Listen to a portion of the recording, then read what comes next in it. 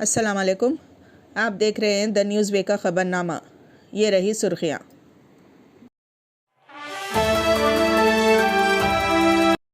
Chief minister Telangana ने दी ईद उल फित्र की मुबारकबाद।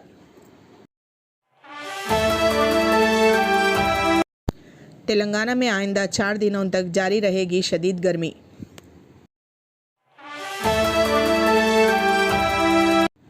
ईद के बाद भी गरीबों की मदद जारी रखी जाए, मौलाना जाफ़र पाशा का पयाम ईद।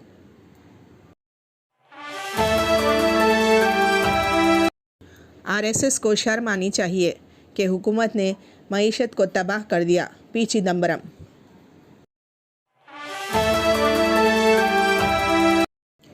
रेलवे की बद इंतज़ामी, रूट अचानक तब्दील करने से हज़ारों महाजर मजदूर परेशान। अब ख़बरें तफसील से।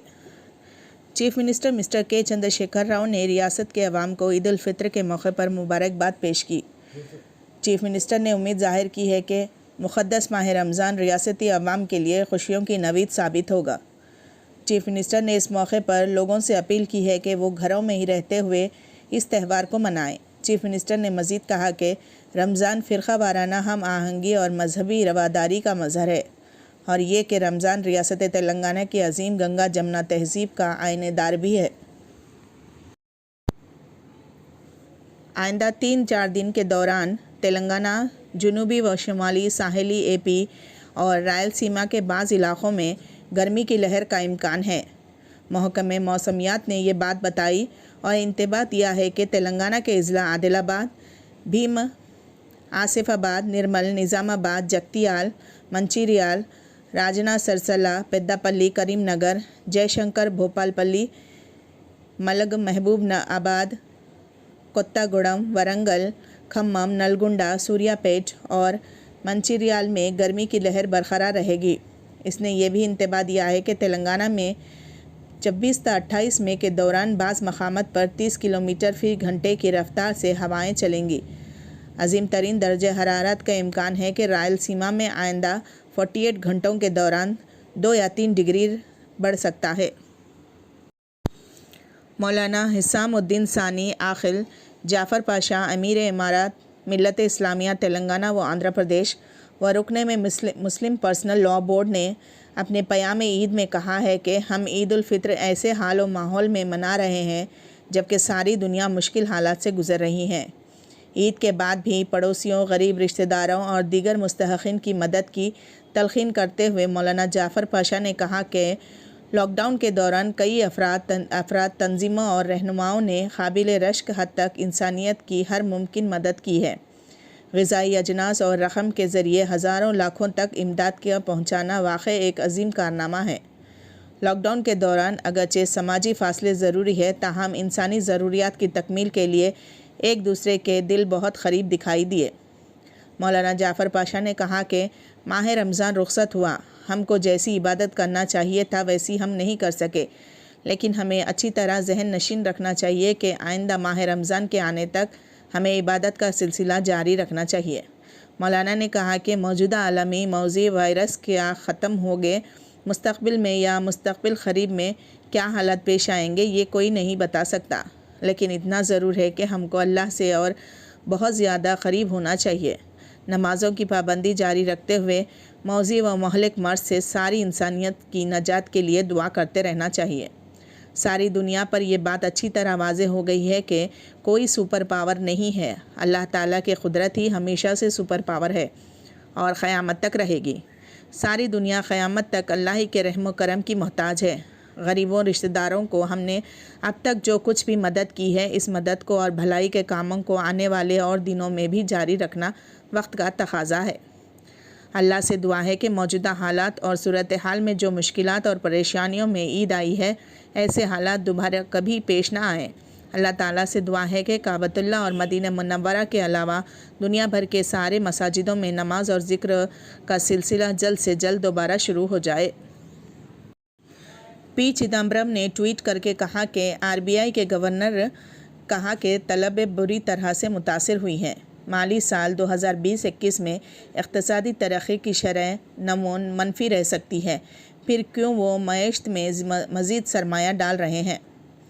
نئی دلی، سابقہ مرکزی وزیر خارجہ اور سینئر کانگریسی رہنما پی چدمبرم نے ہفتے کے روز ایک مرتبہ پھر معیشت کے موضوع پر مرکزی حکومت کو ہدف تنقید بنایا ہے۔ انہوں نے ایک کے بعد دیگر کئی ٹویٹ کر کے حکومت کے ساتھ ریزرو بینک آف انڈیا اور RSS پر بھی حملہ بولا۔ پی چدمبرم نے ٹویٹ کیا اور RBI کے گورنر نے کہا کہ طلباء بری طرح سے متاثر ہوئی ہیں۔ مالی سال 2021 میں اقتصادی ترقی کی شرح نمونہ منفی رہ سکتی ہے، پھر کیوں وہ معیشت میں مزید سرمایہ ڈال رہے ہیں؟ انہیں حکومت سے کھل کر کہہ دینا چاہیے کہ وہ اپنی ذمہ داری نبھائے اور مالی اقدامات اٹھائیں۔ پی چدمبرم نے اگلے ٹویٹ میں کہا کہ ریزرو بینک کے بیان کے بعد دفتر وزیر اعظم اور وزیر خزانہ نرملا سیتارمن ایک ایسے پیکیج کے لیے اپنی پیٹھ تھپتھپا رہے ہیں جو کہ GDP کے 1% سے بھی کم کی مالی اعانت ہے۔ RSS کو شرم آنی چاہیے کہ کیسے حکومت نے معیشت کو منفی ترقی کی شرح نمو کی طرف دھکیل دیا ہے۔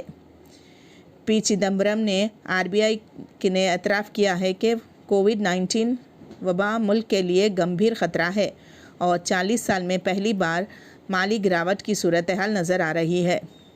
کورونا وائرس کے بڑھتے اثر کے درمیان RBI نے ریپورٹ ریٹ کو 4.40 سے گھٹا کر 4% کر دیا ہے۔